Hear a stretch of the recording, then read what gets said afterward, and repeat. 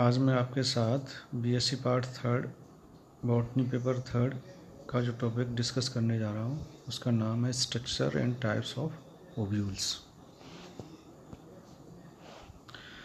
जैसा कि हम जानते हैं एंजियोस्पर्म्स के अंदर जो फीमेल रिप्रोडक्टिव पार्ट होता है उसको गाइनोसियम कहते हैं। गाइनोसियम की एक इकाई जो है कार्पेल कहलाती है। कार्पेल की यदि संरचना देखी जाए तो इसमें 3 पार्ट्स पाए जाते हैं। सबसे शीर्ष भाग जो होता है इसका स्टिग्मा कहलाता है। स्टिग्मा से नीचे की साइड में ट्यूब लाइक जो स्ट्रक्चर होती है उसको स्टाइल कहते हैं और स्टाइल से नीचे की तरफ आधारीय भाग जो होता है जो फूला हुआ पाया जाता है इसको अपन ओवरी कहते हैं। ओवरी के अंदर जो है ओव्यूल्स पाए जाते हैं जो कि प्लेसेंटा पर लगे हुए रहते हैं। अब यदि एक ओव्यूल की स्ट्रक्चर देखी जाए तो उसमें जो मुख्य पार्ट्स जो इसके होते हैं वो होते हैं, एक तो है फ्यूनिकल, ये स्टॉक होता है, इसका व्रंत होता है जो ओव्यूल को जो है प्लेसेंटा से जोड़े रखता है। उसके बाद है हाइलम।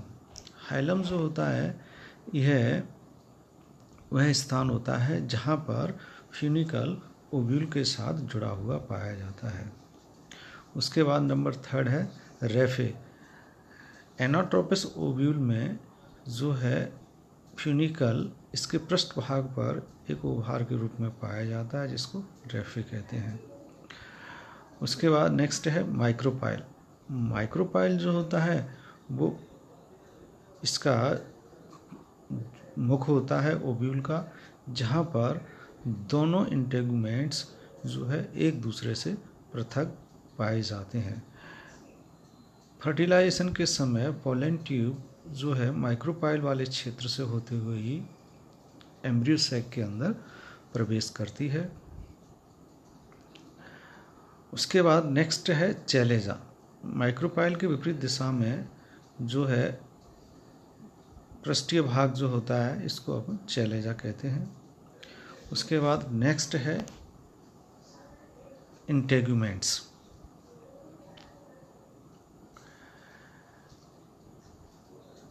यह एंजियोस्पर्म्स में ओव्यूल के बाहर पाई जाने वाली प्रोटेक्टिव लेयर्स होती हैं जो न्यूक्लियस से बाहर की साइड में आवरण के रूप में पाए जाते हैं। इंटेगुमेंट्स की संख्या के आधार पर ओव्यूल्स के कई प्रकार पाए जाते हैं। ऐसे ओव्यूल्स जिनमें एक इंटेगुमेंट पाया जाता है उनको यूनिटैगमिक कहते हैं, जैसे गैमेपेटेली के सदस्यों में।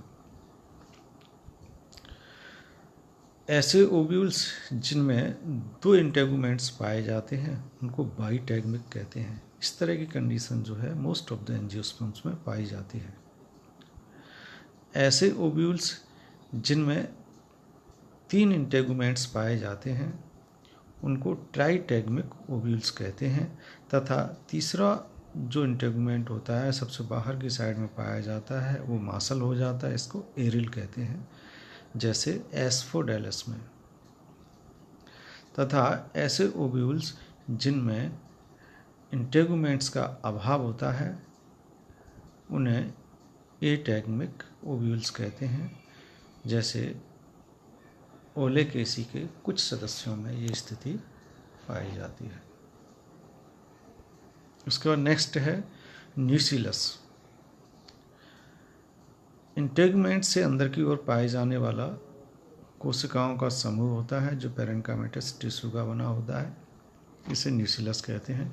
न्यूसिलस की कोशिकाओं से ही जो है एम्ब्रियो सैक का निर्माण होता है। सामान्यतः न्यूसिलस का उपयोग डेवलपिंग एम्ब्रियो के समय कर लिया जाता है, लेकिन कुछ पादपों में यह न्यूट्रिटिव टिश्यू के रूप में सीड्स के बनने के पश्चात भी पाया जाता है। तो इस तरह के न्यूसिलस को पेरिस्पर्म कहते हैं, जैसे पाइपरेसी फैमिली के अंदर। न्यूसिलस में मेगास्पोर मदर सेल के बनने के आधार पर जो है ओव्यूल्स के 2 प्रकार पाए जाते हैं। नंबर 1 क्रेजी न्यूसिलेट और नंबर सेकंड टेन्यूनिसिलेट।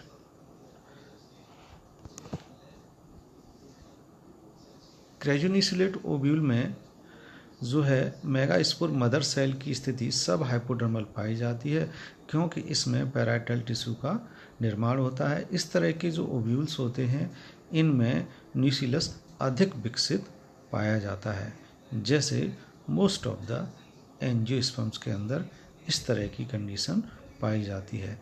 नंबर सेकंड है टेन्यूनिसिलेट्स।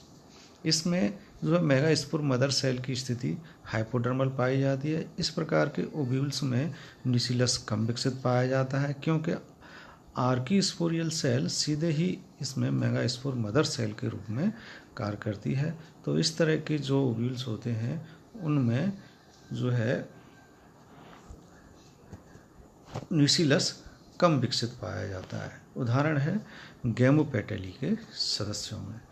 तो मेगास्पोर मदर सेल के फॉर्मेशन के आधार पर ओव्यूल्स के दो प्रकार पाए जाएंगे, क्रेजुनिसिलेट जिनमें न्यूक्लियस अधिक विकसित पाया जाता है, दूसरा टेन्यूनिसिलेट जिनमें न्यूक्लियस कम विकसित पाया जाता है।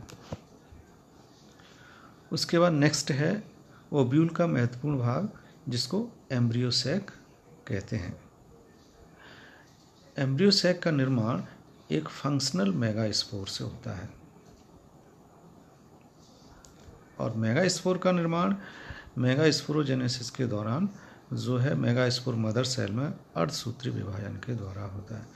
तो फंक्शनल मेगास्पोर जो होता है उसमें समसूत्री विभाजन होता है, जिससे फीमेल गैमेटोफाइट अथवा एम्ब्रियो सैक का निर्माण होता है। एक टिपिकल एम्ब्रियो सैक की स्ट्रक्चर अपन देखें तो ये 8 न्यूक्लिएट तथा 7 सेल स्ट्रक्चर होती है। 8 तो इसमें न्यूक्लियस पाए जाते हैं और 7 जो है सेल्स पाए जाते हैं। माइक्रोपाइल क्षेत्र की ओर इसमें एक एग एपरेटस पाया जाता है, जिसमें एग सेल होती है और एग सेल को दोनों साइड से घेरे हुए 2 सिनर्जिड सेल्स पाई जाती हैं। फर्टिलाइजेशन के समय जो है पोलन ट्यूब सबसे पहले सिनर्जिड सेल के अंदर आकर ही फटती है, अतः जो है ये सिनर्जिड सेल्स जो होती हैं ये फर्टिलाइजेशन में सहायक होती हैं। एग सेल जो होती है उसमें फर्टिलाइजेशन के पश्चात इससे जो है जायगोट का फॉर्मेशन होता है और जायगोट से आगे जाकर के एम्ब्रियो का निर्माण होता है। सेंट्रल सेल जो होती है वह बाइन्यूक्लिएट होती है, 2 केंद्रक पाए जाते हैं और यह एम्ब्रियो सैक की सबसे बड़ी कोशिका होती है। डबल फर्टिलाइजेशन के पश्चात ट्रिपल फ्यूजन के द्वारा इसके द्वारा जो है एंडोस्पर्म का निर्माण होता है और एंडोस्पर्म जो होता है वो डेवलपिंग एम्ब्रियो को पोषण प्रदान करने का कार्य करता है। इसके अलावा चैलेजा साइड में जो है 3 एंटीपोडल सेल्स पाई जाती हैं और यह एंटीपोडल सेल्स जो है भ्रूण के डेवलपमेंट के समय जो है नष्ट हो जाती हैं। संभवतः इनका जो कार्य होता है डेवलपिंग एम्ब्रियो को पोषण प्रदान करना होता है। तो इस तरह से एक टिपिकल एम्ब्रियो सैक के अंदर जो है 7 सेल्स तथा 8 न्यूक्लियस पाए जाते हैं। तो एक ओव्यूल की स्ट्रक्चर अपन इस तरह से दे सकते हैं। उसके बाद नेक्स्ट है टाइप्स ऑफ ओव्यूल्स। ठीक है, सामान्यतः जो है एंजियोस्पर्म्स के अंदर ओव्यूल का जो प्रकार पाया जाता है वो एनाट्रोपस ओव्यूल पाया जाता है। 80% एंजियोस्पर्म्स जो होते हैं उनमें एनाट्रोपस प्रकार का ओव्यूल पाया जाता है, लेकिन जो है एंजियोस्पर्म्स के अंदर कुल मिलाकर के जो है 6 टाइप्स ऑफ ओव्यूल्स पाए जाते हैं। नंबर फर्स्ट है ऑर्थोट्रोपस ओव्यूल। इस प्रकार के ओव्यूल में फ्यूनिकल, माइक्रोपाइल तथा चैलेजा एक सीध में पाए जाते हैं और ओव्यूल फ्यूनिकल पर एक स्ट्रेट संरचना के रूप में, सीधी संरचना के रूप में पाया जाता है।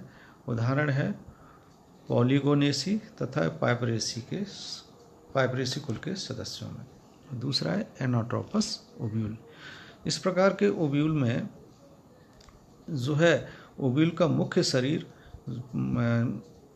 ओव्यूल फ्यूनिकल की वृद्धि के कारण जो है मुड़ जाता है 180 डिग्री पर, जिससे माइक्रोपाइल जो होता है वह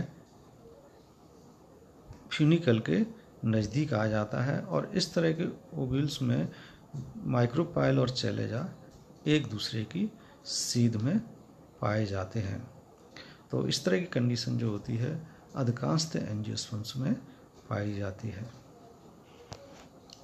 उसके बाद नेक्स्ट है हेमी एनोट्रोपस ओव्यूल, जिसमें फ्यूनिकल पर ओव्यूल जो होता है वो क्षैतिज रूप में, ओव्यूल का मुख्य शरीर जो होता है क्षैतिज रूप में व्यवस्थित हो जाता है और माइक्रोपाइल तथा चैलेजा एक दूसरे की सीध में पाए जाते हैं। इस तरह के ओव्यूल्स जो होते हैं रेननकुलेसी कुल के सदस्यों में पाए जाते हैं। और उसके बाद नेक्स्ट है कैम्पाइलोट्रोपस और कर्व्ड ओव्यूल। इस प्रकार के ओव्यूल्स जो होते हैं इनमें माइक्रोपाइल और चैलेजा एक दूसरे की सीध में नहीं पाए जाते हैं तथा माइक्रोपाइल वाला क्षेत्र जो होता है वो है नीचे की साइड में मुड़ा हुआ पाया जाता है। और इस तरह की जो कंडीशन होती है वह क्रूसीफेरी कुल के सदस्यों में तथा मिराबिलस जलाफा में पाई जाती है। एम्फीट्रोपस जो ओव्यूल होता है उसमें एम्ब्रियोसैक, न्यूक्लियस तथा इंटेगुमेंट्स सभी में एक कर्व के आकार की संरचना डेवलप हो जाती है और माइक्रोपाइल जो होता है वह फ्यूनिकल के नज़दीक आ जाता है। इस तरह की जो कंडीशन पाई जाती है वो एलिस मेसी तथा बीटा मेसी कुल के सदस्यों में पाई जाती है। उसके बाद है सर्सिनोट्रोपस टाइप ऑफ ओव्यूल। इसमें फ्यूनिकल जो होता है ओव्यूल के मुख्य शरीर पर 360 डिग्री पर घूम जाता है। इस तरह की जो कंडीशन होती है वह है ओपनसिया अथवा कैक्टेसी कुल के सदस्यों में पाई जाती है। तो इस तरह से अपन ओव्यूल की